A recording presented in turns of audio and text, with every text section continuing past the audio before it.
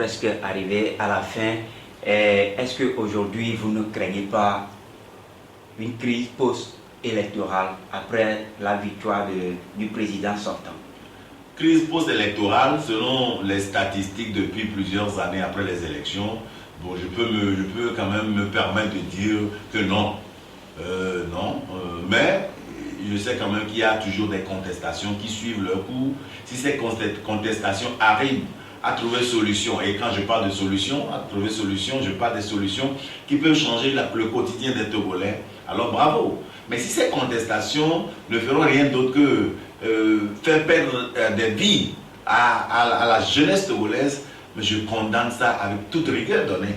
Mais je pense quand même que oui, les gens contestent comme d'ailleurs d'habitude après les élections, mais que cette contestation ne soit pas au fait le old style pour nos aînés politiques où après toutes les élections, ils vont contester encore, contester de plus en restant de côté. Après les contestations, si ça ne porte pas fruit, nous devons tous nous engager pour la création du bien-être de ce pays. Nous devons tous être au courant, être impliqués pour l'élaboration des règles avec lesquelles nous allons jouer le prochain championnat. Nous devons tous envahir nos institutions.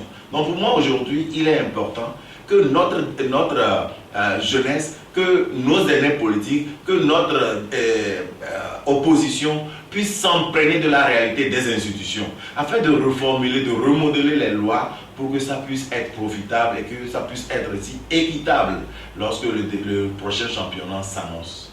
Voilà, 5 ans encore à faire cette course. Quel message Dr Ton a pour ses ambassadeurs et ses sympathisants? Je crois quand même que mes ambassadeurs suivent mon idéologie, pas uniquement parce qu'ils veulent que je sois président, mais parce qu'ils comprennent qu'en étant président, je pourrais accélérer la résolution des problèmes qu'ils ont. Donc, mais ils sont aussi rassurés quand même qu'en n'étant pas président, je pourrais jouer un rôle. Et c'est pourquoi je m'engage. C'est pourquoi je l'ai dit, qu'à la fin de ces 5 ans, ce que j'aimerais voir, c'est de compter le nombre d'ambassadeurs qui n'avaient pas d'emploi, mais ont finalement d'emploi. C'est de compter le nombre d'ambassadeurs Dr Ton qui ont des projets et qui trouvent des financements pour ces projets.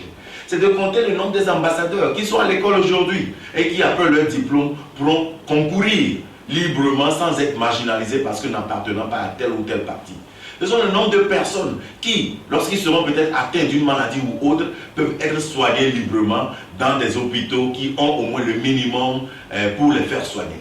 Ce sont des ambassadeurs qu'à la fin de la journée, qui sont à la retraite, peuvent se dire, oui, je suis à la retraite, mais j'ai ma pension à temps et j'ai tout ce qu'il faut pour encore survivre, pour encore vivre et survivre. J'ai besoin de ces ambassadeurs, j'ai besoin que ces ambassadeurs disent qu'à la fin de 5 ans, il y a tel nombre de villages qui ont été impactés, ne serait-ce que par trouver le minimum vital pour des villages donnés. Donc nous avons tout un calendrier devant nous. Et je rassure ces ambassadeurs que très bientôt, nous allons développer notre plan stratégique de 5 ans. Et dans ce plan stratégique, nous allons parler aussi des positionnements politiques que nous aurons à faire. Parce que pour moi, aujourd'hui, il est important que tous mes ambassadeurs, que les ambassadeurs envahissent le terrain. Je veux voir les ambassadeurs dans le ministère de l'Intérieur. Je veux voir mes ambassadeurs à la CENI. Je veux voir mes ambassadeurs à la Cour constitutionnelle. Je veux voir mes ambassadeurs en tant que préfet, en tant que maire, en tant que député. Parce que c'est en travaillant de cette manière que nous pourrons transformer ce qui doit être transformé. Donc c'est ce que je m'engage à faire et je pense quand même qu'il y a ces ambassadeurs qui sont prêts à s'engager en tant que futurs leaders de leur communauté, des ambassadeurs qui seront des leaders transformateurs pour qu'ensemble nous puissions faire asseoir la nouvelle vision, pour que cette nouvelle vision soit incontournable à la prochaine échéance qui nous donnera finalement cet outil d'accélérer le travail que nous aurons à mettre sur pied durant ces 5 ans. Voilà, Dr Ton, l'élection régionale est à l'horizon. Est-ce que vous êtes prêt aujourd'hui à conquérir à ce poste-là?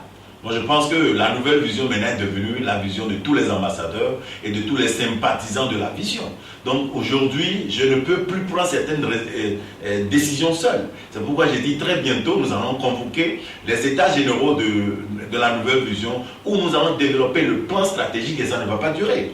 Et dès que nous développons le plan stratégique, dans ces plans stratégiques, nous allons également parler des régionales qui s'annoncent pour voir si nous pourrons avoir aussi des sénateurs. Et en 2023, nous avons les législatives qui seront là. Donc ce sont des planifications à faire. Et je pense quand même que à la sortie de notre grande réunion sur le plan stratégique à développer sur les 5 ans, nous aviserons par rapport à nos placements politiques sur les questions des régionaux et des élections prochaines à venir.